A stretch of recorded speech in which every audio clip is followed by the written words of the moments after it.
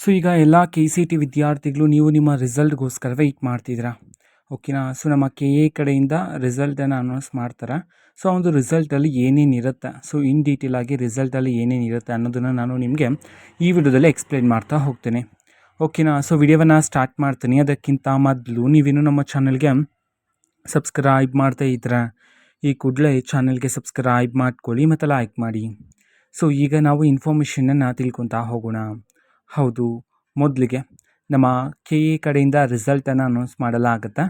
So ರಿಸಲ್ಟಲ್ಲಿ ಏನೇನಿರುತ್ತೆ ಅಂತಂದರೆ, ಮೊದಲಿಗೆ ನಿಮ್ಮ ಒಂದು ರ್ಯಾಂಕ್ ಇರುತ್ತೆ. ಓಕೆನಾ. ಪ್ರತಿಯೊಂದು ಕೋರ್ಸ್ಗೆ ಡಿಫ್ರೆಂಟ್ ರ್ಯಾಂಕಿಂಗ್ ಇರುತ್ತೆ. ಓಕೆನಾ. ಎಲ್ಲ ಕೋರ್ಸ್ಗೂ ಒಂದೇ ರ್ಯಾಂಕಿಂಗ್ ಅಂತೂ ಇರೋದಿಲ್ಲ. ಸೊ ಪ್ರತಿ ಕೋರ್ಸಸ್ಗಳಿಗೆ ಡಿಫ್ರೆಂಟ್ ರ್ಯಾಂಕಿಂಗ್ ಇರುತ್ತೆ.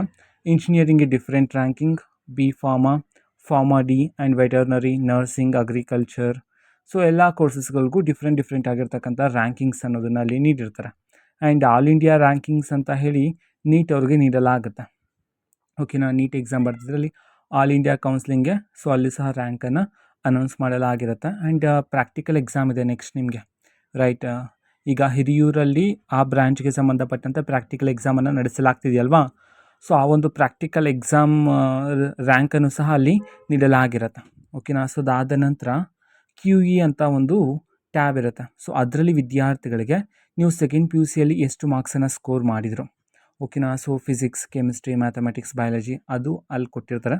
ಪಕ್ಕದಲ್ಲಿ KCTಯಲ್ಲಿ ಎಷ್ಟು ಸ್ಕೋರ್ ಮಾಡಿದರು, ಫಿಸಿಕ್ಸ್, ಕೆಮಿಸ್ಟ್ರಿ, ಮ್ಯಾಥಮೆಟಿಕ್ಸ್, ಬಯಾಲಜಿ. ನೀವು ಬಯಾಲಜಿ ಬರೆದಿದ್ರೆ ಬಯಾಲಜಿಯಲ್ಲಿ ಡಿಸ್ಪ್ಲೇ ಮಾಡಿರ್ತಾರೆ.